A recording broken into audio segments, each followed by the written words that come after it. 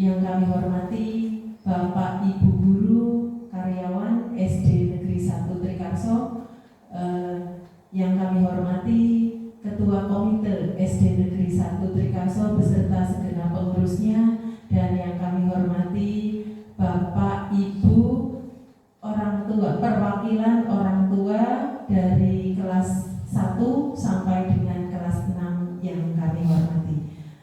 Pertama, marilah kita mengucapkan syukur dengan mengucap biqaulina tahmid alhamdulillahirabbil alamin atas kehadiratnya kita dapat berkumpul bertemu dalam ruangan ini dalam acara diskusi penyusunan perencanaan di SD Negeri 1 Trikarso. Sholawat serta salam semoga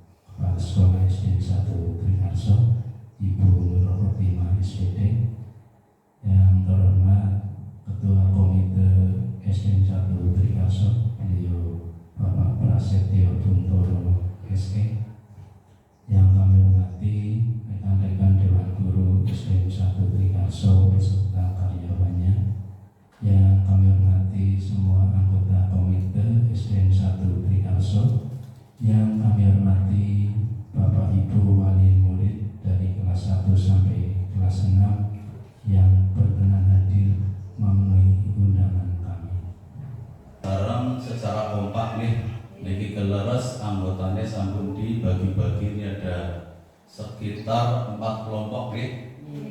Monggo sarang-sarang diikuti dengan semangat, dengan kompak, jangan semangatnya kurang. Nek kemarin alhamdulillah sudah luar biasa.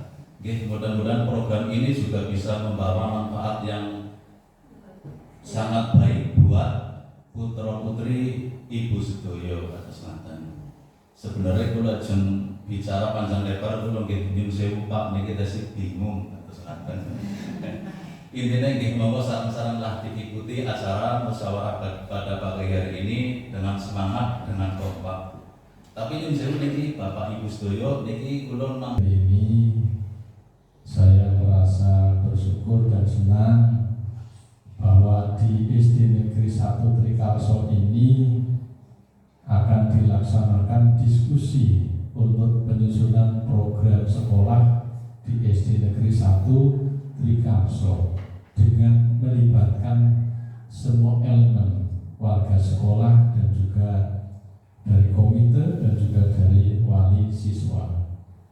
Ini memang penting Bapak Ibu, sebab sebuah perencanaan sesungguhnya ini adalah kunci daripada sebuah keberhasilan di satuan pendidikan. Pendidikan tidak akan menjadi maju dan tidak akan menjadi berhasil ketika perencanaannya juga tidak bagus.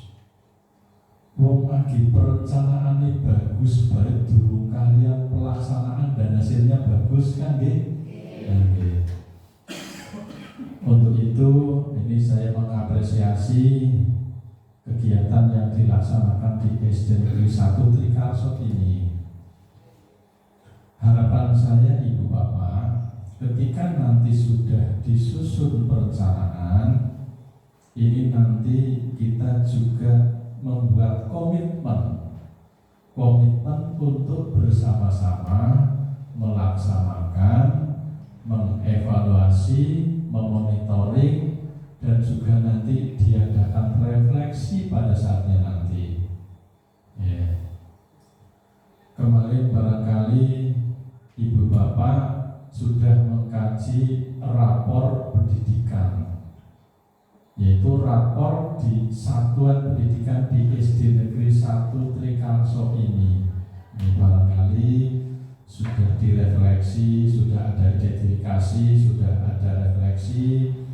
Kemudian bagian-bagian apa yang harus dibenahi sudah Ibu, sudah ada identifikasi ya. Nah, selanjutnya Ibu Bapak, dari rapor pendidikan itu adalah merupakan bagian yang nanti diambil prioritasnya dari rapor pendidikan itu, yang prioritas apa menjadi program sekolah. Tapi penyusunan program sekolah ini tidak hanya apa yang ada di rapor pendidikan itu. Di samping itu ada program-program yang lain yang sudah biasa dilaksanakan di SD Negeri 1 Trikarso ini, yang tidak ada dalam rapor pendidikan, yang sifatnya rutin. Dan juga yang tidak kalah penting adalah program unggulan atau brandingnya sekolah ini apa. Saya turut bangga tadi ada siswa dari SD Negeri 1 Trikarso ini berhasil meraih juara 1 tingkat provinsi Jawa Tengah untuk cabang karate Ibu. Selamat Ibu. Ya, saya turut bersyukur dan bangga. Dan juga untuk cabang atletik ini terinformasi nanti akan berangkat untuk mengikuti event Bandung Open ya, Pak Andri ya. Selamat berjuang Pak Andri, semoga dimudahkan, diberikan keselamatan dan kesuksesan. Juara itu bukan utama dalam sebuah olahraga, tetapi pengalaman bertanding itu lebih penting karena memberikan pengalaman kepada anak dan juga untuk memupuk jiwa sportivitas. Karena hakikatnya kita berlomba adalah mencari kawan. Ini Pak Andri olahragawan. Kalau olahraga itu hakikatnya bersaing bermusuhan, Pak Andri sudah banyak musuhnya. Ya, jadi mindset kita bahwa olahraga itu adalah sebuah ajang untuk memupuk jiwa sportivitas. Sehingga bukan rebutan menang-menangan, tetapi rebutan berlomba untuk menampilkan yang terbaik, yang terbaik sesuai dengan kemampuan kita. Tapi kita sportif, apabila kita belum berkesempatan menjadi juara, tidak boleh berkecil hati. Tapi kalau sudah berhasil menjadi juara, tidak boleh sombong. Karena kita yakin bahwa di atas langit masih ada langit. Itulah jiwa sportivitas. Dan kita berjuang berlomba untuk mencari teman, mencari kawan, sehingga temannya Pak Andri ini satu kabupaten Ibu Bapak. Siapa yang tidak kenal Pak Andri di cabang atletik khususnya, umumnya di bidang olahraga. Itu Bapak Ibu. Jadi sekali lagi, di samping dari apa yang menjadi rekomendasi dari rapor pendidikan itu, masih banyak program-program yang harus dituangkan menjadi program tahunan di sekolah ini. Utamanya jangan lupa, yaitu yang menjadi program unggulannya ini yang harus menjadi fokus.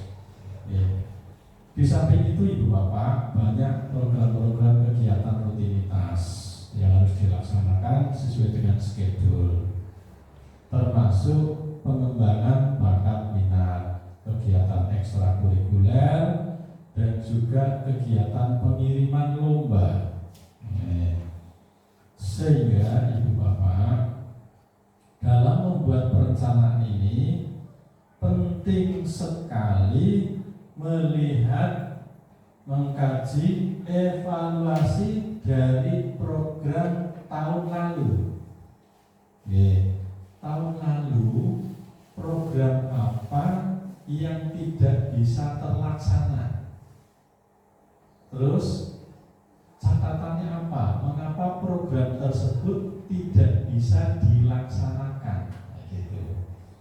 Sehingga dari catatan ini menjadi pegangan kita untuk menyusun program tahun ini, agar program tahun ini sudah mengantisipasi apa yang menjadi kendala tahun lalu. Contoh Ibu Bapak,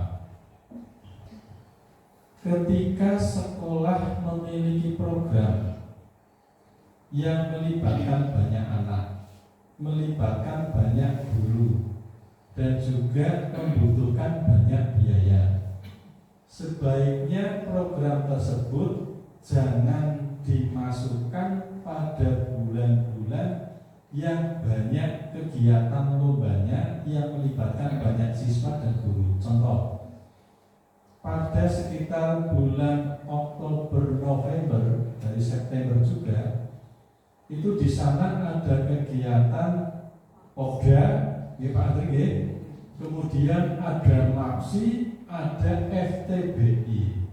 Nah ini, sehingga pada bulan-bulan ini sebaiknya jangan dimasukkan program kegiatan yang berat-berat yang melibatkan banyak siswa, banyak guru, dan membutuhkan banyak dana.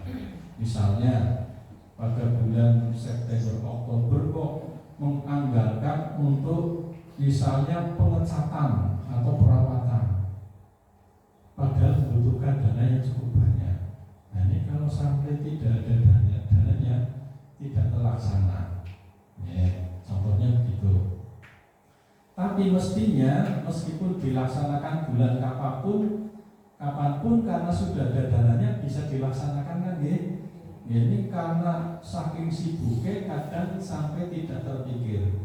Sehingga sebaiknya pada bulan-bulan sibuk itu jangan terlalu banyak kegiatan lain. Fokuskan pada kegiatan pemupuk bakat minat dan pengiriman lomba. Terus catatan lagi, sebaiknya karena ini perencanaannya kan basisnya berdasarkan tahun anggaran dimulai Januari. Sebaiknya di bulan-bulan akhir tahun jangan banyak memprogramkan kegiatan. Sebaiknya kegiatan itu kalau di bulan-bulan awal atau pertengahan banyak kegiatan tidak masalah. Tapi kalau di akhir-akhir tahun ini kok banyak program kegiatan, ini cukup berisiko Bapak Ibu. Risikonya apa? Risikonya kendala waktu sekarang yang menjadi kendala utama. Kalau sudah di akhir-akhir harusnya dilaksanakan, kendala waktu mundur lagi seorang waktu, sehingga program ini gagal. Padahal dananya ada, tetapi tidak bisa terlaksana kegiatan. Ini sebenarnya kurang bagus Bapak Ibu. Mengapa? Berarti kan programnya gagal karena tidak ada waktu. Nah, lebih baik program itu tidak terlaksana karena tidak ada dana, daripada program ini tidak terlaksana, dananya sebenarnya ada, ini orang dilakoni dengan alasan tidak ada waktu. Ini kalau di pemerintahan berarti kalau sampai dananya ada tetapi tidak terlaksana kegiatan, namanya anggaran ini tidak terserap. Anggaran ini tidak terserap. Lah kalau ini terjadi di OPD, di dinas-dinas, tahun berikutnya anggarannya dikurangi Pak Bu. Ngesuk maning kalau misalnya tahun ini anggarannya misalnya 100 juta, tapi ada anggaran dana 10 juta yang tidak bisa dilaksanakan kegiatannya, besok, tahun besok itu hanya bisa diberi anggaran maksimal 90 juta. Itu, kok jalur 100 juta ora diwehi. Ini diwe 100 juta be. Orang kanggo sing 10 juta itu begitu. Anggarannya tidak terserap. Nah itu. Jadi sekali lagi monggo kegiatan ini di manage dengan baik. Nah ini nanti kan akan tersusun rencana kegiatan tahunan Bu Kepala Sekolah Nah dari rencana kegiatan tahunan ini nanti di breakdown Bu. Jadi di split, kemudian disusun menjadi rencana kegiatan bulanan. Bulan ini kegiatannya apa, ya, bulan Januari apa, Februari apa, dan seterusnya. Tujuannya untuk apa? Tujuannya ini menjadi evaluasi kegiatan Bu. Jadi setiap kegiatan ini perlu dievaluasi dan dimonitoring. Jadi dalam 1 bulan ini mestinya mengadakan kegiatan apa? Bulan misalnya Januari minggu kedua mestinya melaksanakan apa? Terlaksana apa tidak? Kalau terlaksana dicetak, kalau tidak terlaksana disetrik. Alasannya apa? Nah ini ya alasan inilah yang pada tahun berikutnya menjadi catatan. Kemudian sebuah perencanaan kegiatan yang tidak kalah pentingnya adalah mengorganisir. Maksudnya begini, jangan hanya membuat rencana saja, tapi kita belum tahu siapa yang akan diberikan tugas bertanggung jawab atau sebagai pelaksananya. Jadi misalnya kegiatan pengembangan bakat minat olahraga, pelaksananya harus jelas Pak Andri misalnya. Kemudian pelaksanaan kegiatan pengembangan kegiatan keagamaan misalnya, pelaksananya guru agama. Peningkatan literasi misalnya, ini harus ada yang dipercaya sebagai pelaksana. Salah dunia pimpinan proyek lah kata ini, pimpinan proyeknya. Jadi tidak semuanya itu bertumbuh kepada kepala sekolah. Kalau semuanya bertumbuh kepada kepala sekolah, sedangkan kepala sekolahnya banyak kesibukannya, tidak jalan. Jadi dibagi tugas Bu. Jadi program-program ini sudah ada plot-plotnya, pelaksananya siapa. Kepala sekolah hanya sebagai penanggung jawab. Nah, tapi pelaksana ini bukan berarti hanya melaksanakan tugas sendirian, tidak. Misalnya untuk program lomba MAPSI, pelaksananya guru agama. Bukan berarti bodoh-bodoh guru agama monggo, tidak. Tapi Pak guru agama itu nanti juga minta bantuan teman-teman untuk cabang-cabang apa yang sesuai dengan kompetensi masing-masing. Begitu pula Pak Andri di bidang olahraga ini minta bantuan kepada teman yang lain. Sekali lagi, ini organisasi perlu Ibu Kepala Sekolah. Jadi harus pasti siapa yang mendapatkan tugas melaksanakan kegiatan tersebut. Begitu. Selanjutnya, Bapak Ibu, apapun perencanaannya, sebagus apapun rencana itu, kalau tidak diorganisasikan seperti tadi itu, akan tercecer kalau hanya tanggung jawabnya kepala sekolah, dan juga akan berjalan kurang baik kalau tidak ada monitoring. Jadi kepala sekolah lah yang monitoring. Tadi kan saya sudah memberikan tugas kepada jenengan guru untuk pengembangan literasi, dilaksanakan kegiatan literasi ini, kok jenengan belum menjalankan, gitu. itu tugas jenengan untuk monitoring. Tapi kalau semua bertumbuh kepada kepala sekolah, orang ragu siapa yang akan monitoring begitu. Jadi kepala sekolah monitoring setiap kegiatan. Itu selanjutnya di akhir tahun atau pertengahan tahun ini ada review kegiatan-kegiatan. Barangkali ada yang belum dilaksanakan, bisa digeser waktunya, sehingga semua kegiatan upayakan dalam 1 tahun ini bisa terlaksana, meskipun mungkin waktunya bisa bergeser gitu, ya. Mungkin itu Ibu Bapak yang dapat saya sampaikan. Selamat melaksanakan diskusi. Semoga di SD Negeri 1 Trikarso ini dapat tersusun sebuah program yang menjadi komitmen bersama untuk bersama-sama disukseskan, sehingga SD Negeri 1 Trikarso ini benar-benar menjadi SD negeri yang berkualitas dan Yang terhormat segenap Dewan Komite dari SD Negeri 1 Trikarso, kemudian Bapak Ibu-ibu ibu-ibu perwakilan orang tua SD Negeri 1 Trikarso, serta yang saya banggakan Bapak Ibu guru SDN 1 Trikarso yang senantiasa bahagia. Bapak Ibu, mari Bapak Ibu kita lanjut saja diskusi, tidak perlu tegang karena sudah tidak ada pengawas. Sudah diawasi. Mari Bapak Ibu kita lanjutkan diskusi kita. Kemarin kita sudah berdiskusi tentang perbaikan pelayanan. Rapat pendidikannya masih ingat tidak Bapak Ibu? Boten nggih, ya nanti kami bagikan lagi. Kemarin poinnya kekurangan kita adalah di poin apa? Literasi sama literasi. Oke, nanti kita fokuskan.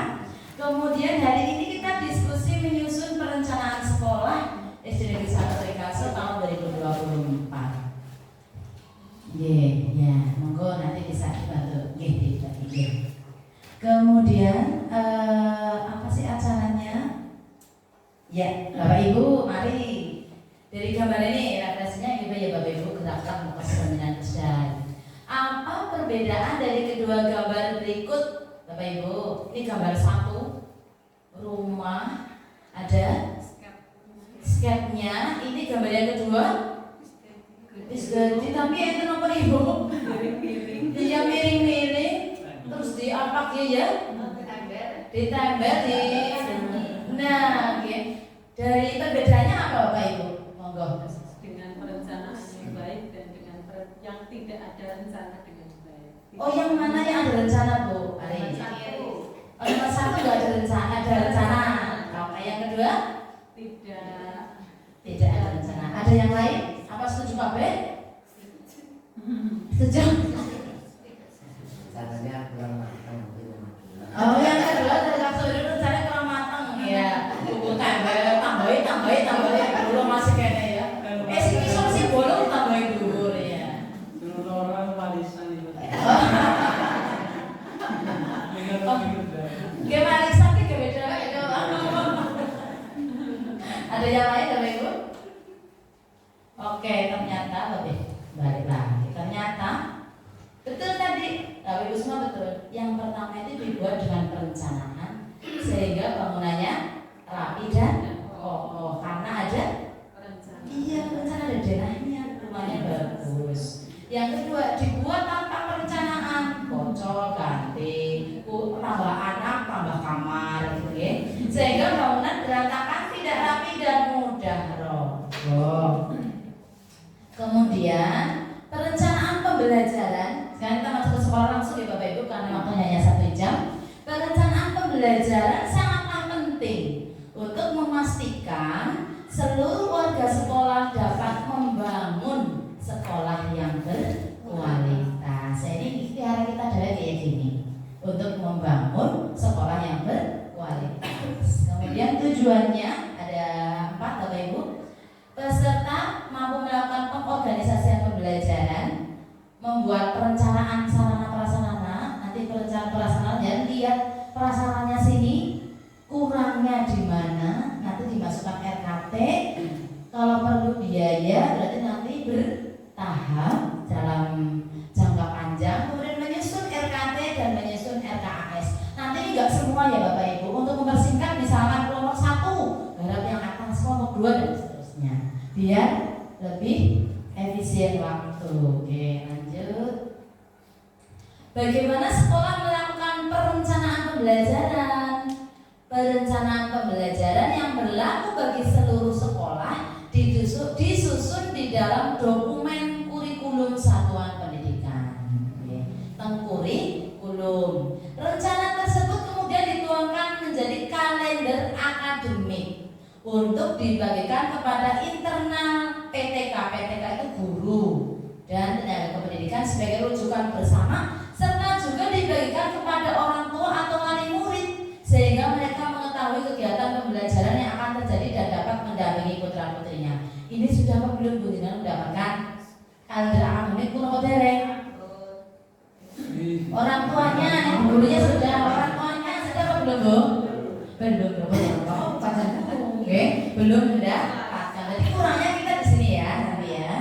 Kemudian apa itu pengorganisasian pembelajaran? Pembelajaran berarti gurunya tok nang kelas, boten. Pengorganisasian pembelajaran adalah cara satuan pendidikan mengatur pembelajaran muatan kurikulum dalam satu periode waktu. Pengorganisasian ini termasuk mengatur beban belajar dalam struktur kurikulum, muatannya pelajarannya pemawon, pengaturan waktu belajar, proses pembelajaran sehingga penganggaran. Keluarannya atau output adalah kalender pendidikan, program tahunan dan program semester. Lanjut. Tentang organisasi pembelajaran itu apa Bapak Ibu? Ada intrakurikuler. Intra berarti itu apa? Di dalam di pembelajaran. Berarti Bapak Ibu sudahkah mengirimkan jadwal pelajaran pada panjenengan? Sudah. Jadi ini sudah melakukan intrakurikuler di dalam pembelajaran. Kokurikuler, nah kokurikuler ini istilahnya P5. P5 itu kepanjangannya proyek penguatan profil pelajar Pancasila. Cara sekolah mengelola dan merencanakan kegiatan P5 melalui pemilihan tema. Kemarin kita 2 tema Bu 1 tahun. Tema pertama Bhinneka Tunggal Ika, semester 2 kearifan lokal. Nanti kegiatannya apa bisa berubah berdasarkan musyawarah hari ini. Kemudian ekstranya apa? Ya di luar jam. Tapi mohon maaf Bapak Ibu, terkait ekstra drum band kami melaksanakannya di jam pembelajaran. Mengapa? Karena pelatihnya bisanya jam sekian Bapak Ibu. Nanti kalau panjenengan jam 1, nanti pelatihan dramanya sampai jam 3, nanti kasihan yang sudah ada jadwal ngaji sehingga terganggu. Mohon maaf ya, nanti sampaikan kepada yang lain bahwa drama itu dilaksanakan di pembelajaran di hari Sabtu yang pas P5. Jadi tidak merugikan mata pelajaran lainnya ya Bapak Ibu. Kemudian, nah ini Bapak Ibu, antar telur sekolah. SMP tapi ya, SMP Kebun Raya, SMP Maritim, SMP Bahagia, 3 sekolah ini.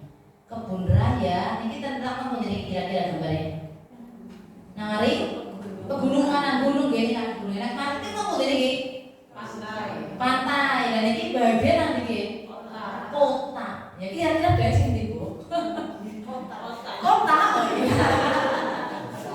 Ya. Oke. Kebun Raya ini berada di dataran tinggi, murid berbicara dengan bahasa daerah. Ini ciri khasnya. Mata pencariannya adalah petani Bapak Ibunya. Hasil rapi pendidikannya menunjukkan manajemen kelas dan literasi murid masih rendah. Iklim keamanannya baik, kita Kebun Raya. Dan maritim ada pesisir, kemudian nelayan, bermain di pantai sukanya anaknya. Hasilnya keamanan sekolah yang menurun dari tahun sebelumnya, tapi literasi muridnya baik. Berarti masalahnya sami boten. SMP Bahagia, Naring Kota, karyawan swasta, pusat kota, perbelanjaan, pasar dekat pasar juga. Rapat pendidikannya, iklim kebinekaannya menurun, kualitas pembelajarannya baik. Lanjut. Pilihan kegiatan intrakurikuler P5 sama ekstranya ini Bapak Ibu. Kalau kita menggunakan pendekatan apa Bapak Ibu?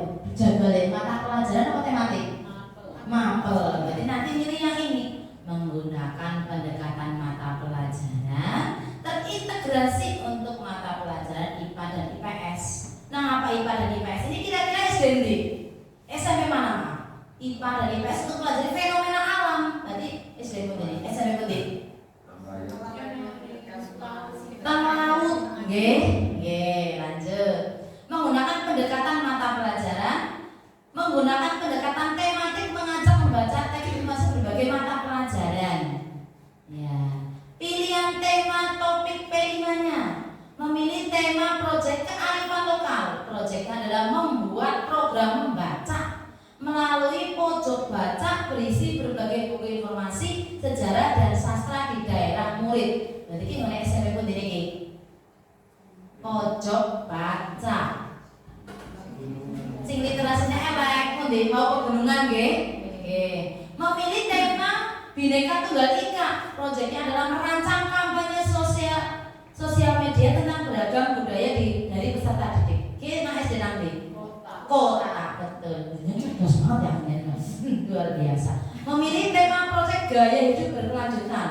Proyeknya adalah mengelola sampah yang melibatkan komunitas sekitar seperti orang tua dan masyarakat. Di mana ini? Di pantai. Tadi ini kita pegunungan tinggi, ini kita kota, ini kita pantai. Ada ini ya, sampah melibatkan komunitas sekitar. Ini contoh ya Bapak Ibu, mau foto kan mungkin dengan pilihan kegiatan ekstranya, klub penyelamatan dan konservasi laut ini kagum SD sinten pundi, SMP sinten pundi? Maritim. Kegiatan ekstranya klub membaca. Anu literasinya kan sinten? Kebun raya. Klub komunitas klub kuliner yang mengakomodasi peserta didik belajar memasak sederhana. Iya. Berarti memang pemilihan ini sesuai dengan kebutuhan, keadaan, geografis dan hasil rapor pendidikannya. Lanjut. Ini contoh nih Bapak Ibu. Diperbaikannya di mana ini? Literasi sama iklim kebinekaan yang lanjut. Nah, contoh tadi kebun raya jeleknya di literasi terus kayak dewek nggih. Peningkatan pemahaman teks informasi pada murid. Terinformasi SMP kebun raya itu orang sugih Bu, muridnya sedikit. Sehingga dia pakai langsung tiga-tiganya ada untuk meningkatkan literasi. Bisa intrakurikuler, kokurikuler atau P5 dan ekstranya.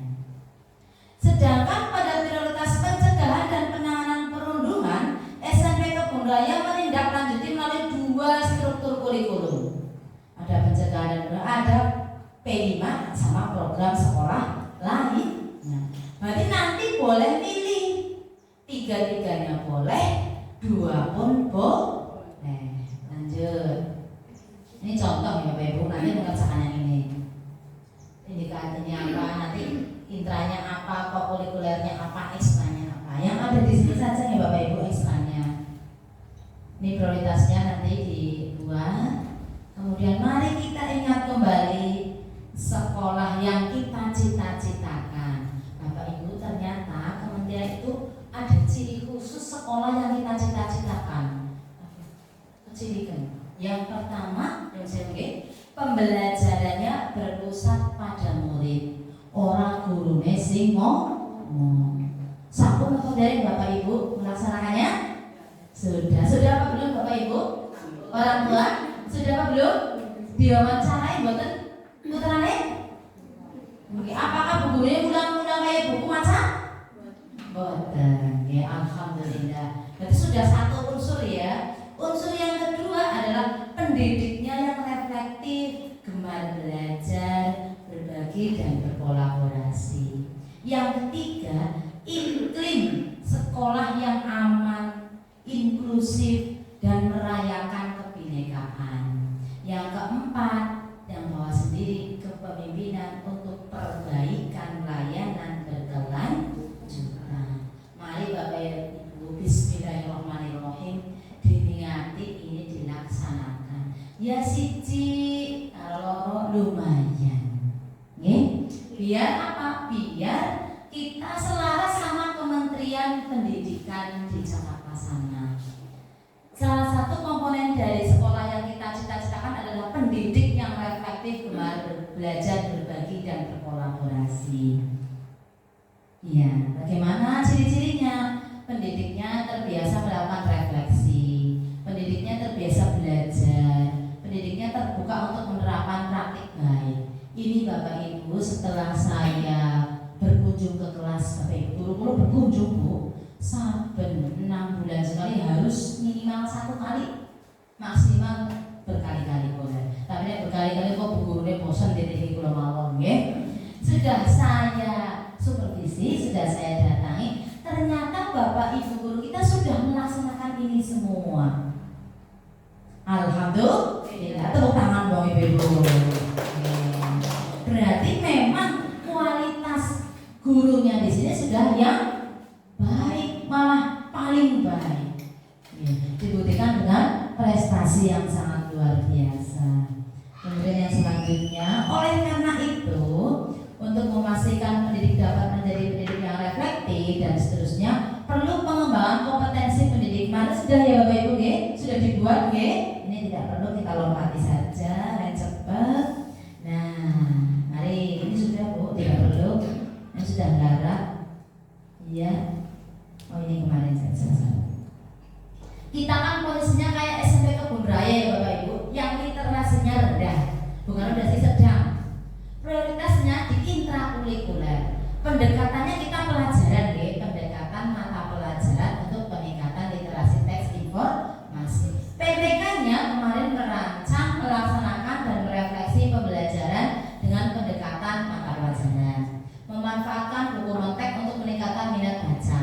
Memandu diskusi untuk meningkatkan pemahaman membaca teks pada murid, melibatkan orang tua. Nah ini nanti saya tanya, melibatkan orang tua dalam meningkatkan literasi di luar sekolah. Kebutuhannya sudah ada. Kemudian P5-nya ternyata sederhana Bapak Ibu, hanya merancang pojok baca dan program membaca. Pojok baca di kelas sudah ada belum Bu? Sudah, Mas sudah lomba ya. Tinggal program membacanya. Mau nyontoh ini ya boleh. Yang penting program literasi jangan berbiaya yang terlalu mahal, yang merepotkan orang tua. Setuju buat Bapak Ibu? Alhamdulillah, lanjut. Manajemen kelas ini kita juga melaksanakan manajemen kelas yang baik dalam pembelajaran. Mengingatkan peserta didik untuk menjalankan komitmen yang dibuat. Membuat kesepakatan kelas bersama. Ini sudah kemarin ya Bu Ari dan Bu Yuni sudah. Besok monggo berbagi praktek baik Pak dan Bu Yuni. Caranya kepribun membuat kesepakatan kelas bersama peserta didik. Kemudian cara mengapresiasi murid dengan tepat, cara mengatur bagian kelompok, cara mengelola ruang kelas agar lebih menyenangkan. Lanjut, ini juga lanjut. Nah, mari ya Bapak Ibu, kita susun RKP Bapak Ibu. Sebelum RKP, kita sharing dulu Bapak Ibu, adakah dari Bapak Ibu yang memiliki ide atau pendapat berupa kegiatan apa sih kira-kira bisa untuk menunjang program literasi di sekolah? Monggo. Nanti agar kelompok yang kebagian itu bisa mengerjakan di pas. Monggo, silakan. Dari gurunya boleh, dari komitenya boleh, dari orang tua boleh. Monggo. Monggo Bu Siti. Oke. Assalamualaikum warahmatullahi wabarakatuh. Waalaikumsalam. Ini menurut pribadi Ibu untuk khususnya untuk kelas saya, untuk peningkatan literasi, karena kalau sudah lancar. Namun untuk memahami isi dari bacaan tersebut, sebagian masih belum paham. Oleh karena itu, saya menginginkan, karena kemarin sudah membuat cerita, saya bukukan di buku khusus, karena setiap anak saya suruh untuk membawa buku kosong, kemudian untuk nyain, untuk mengarang dengan cerita yang temanya hewan. Nah, untuk selanjutnya saya menginginkan nanti saya beri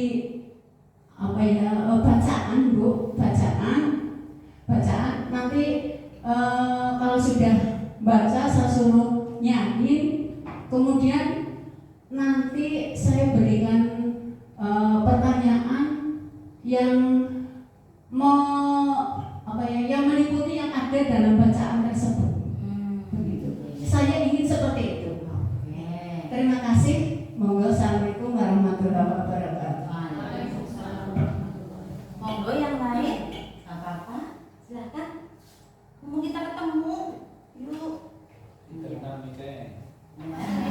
Pak Ketuanya saking kaya ya. Monggo bareng. Assalamualaikum.